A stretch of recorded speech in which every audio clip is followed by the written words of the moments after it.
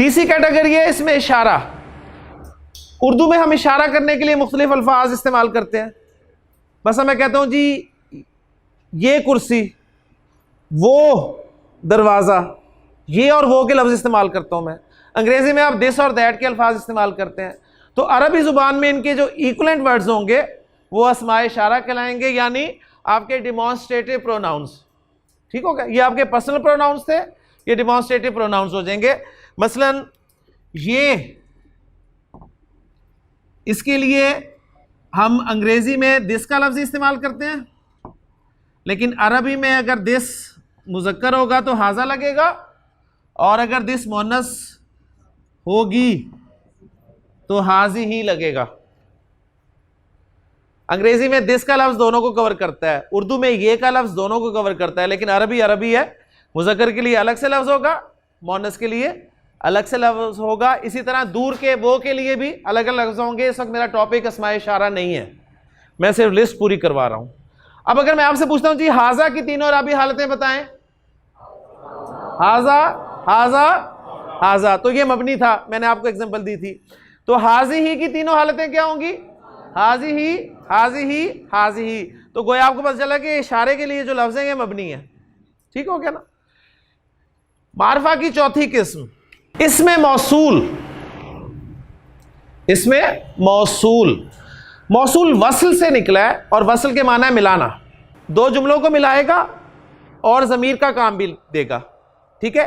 इस एतबार से इसे कंजंक्टिव प्रोनाउन कहा जाता है।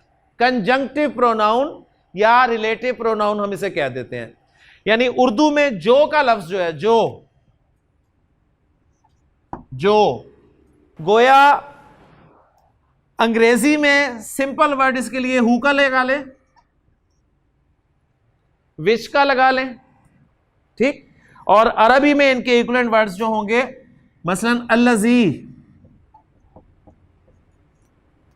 अरबी में अगर जो मुज़क्कर होगा तो अल्लज़ी लगेगा उसके लिए, और अरबी में जो अगर मुअन्नस होगा तो उसके लिए अल्लती लगेगा। इस वक्त टॉपिक मेरा फिर इसमें मौसूल नहीं है, मैं लिस्ट पूरी करवा रहा हूं आपको। तफसील से हम पढ़ेंगे जब इनकी हमें जरूरत पड़ेगी। अब मैं अगर आपसे पूछता हूं जी अल्लज़ी की तीनों अरबी हालतें बताएं। अल्लज़ी, अल्लज़ी, अल्लज़ी, तो मबनी इसमें। और अल्लती की तीनों हालतें अल्लती, अल्लती, अल्लती।